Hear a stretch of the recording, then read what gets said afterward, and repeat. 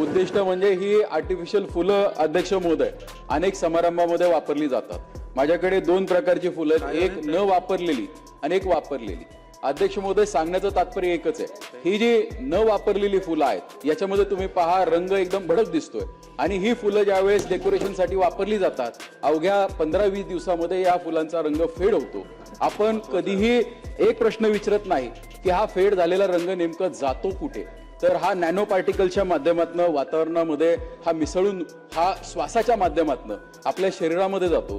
अध्यक्ष महोदय, जे काही उत्तर मला प्राप्त झालेलं आहे। क्या आपने कभी सोचा है जो फ्लावर्स शादी, बर्थडे पार्टी और डेकोरेशन के लिए इस्तेमाल किए जाते हैं, क्या वो असली के फ्लावर्स है या फिर आर्टिफिशियल फ्लावर्स?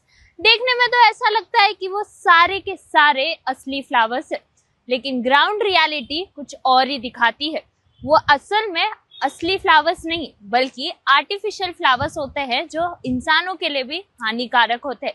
लेकिन अब महाराष्ट्र सरकार इस पे बड़े फैसले लेने वाली है।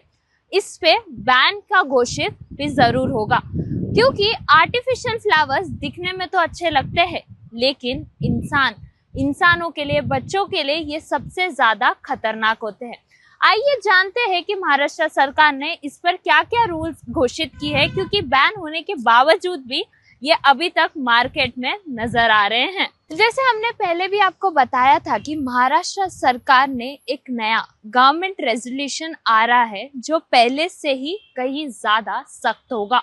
जैसे हमने पहले ही बताया, आज देवेंद्र फडणवीस महाराष्ट्र के मुख्यमंत्री ने असेंबली में कहा है कि जो artificial flowers decorations birthday party के लिए इस्तेमाल किए जाते हैं उस पर कहीं सादे मतलब वो एक इंसानों के लिए खतरनाक भी है और साथ ही हमारे किसानों पर भी इसका असर पड़ेगा।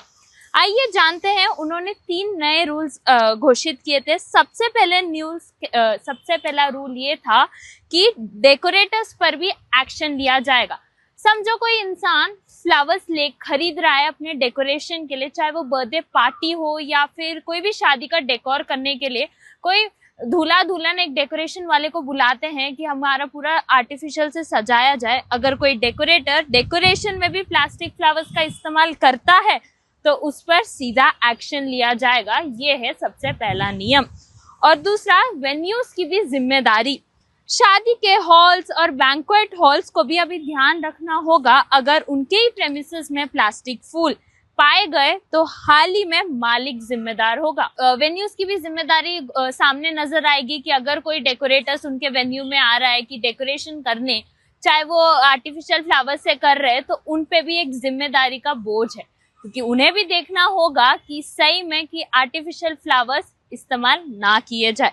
और आखिरी रूल ये रहेगा, लोकल ऑफिसर्स, अगर किसी भी एरिया में म्युनिसिपल कॉर्पोरेशन के ऑफिसर्स ने रूल फॉलो नहीं किया तो उन पे भी कार्रवाई की जाएगी। जैसे हमने देखा कि आर्टिफिशियल फ्लावर्स इंसानों और किसानों के लिए तो हानिकारक है, लेकिन इसके ऊपर क्या दंड होगा वो भी जान लेते हैं। अगर आप पहली बार पकड़े जाते हो तो आपको 5,000 रुपये भरना पड़ेगा। वही अगर आप दूसरी बार पकड़े जाते हो तो आपको 10,000 रुपये भरना पड़ेगा। साथ ही अगर आप तीसरी बार पकड़े जाते हो तो सीधा 25,000 का जुर्माना और साथ ही 3 महीने की जेल।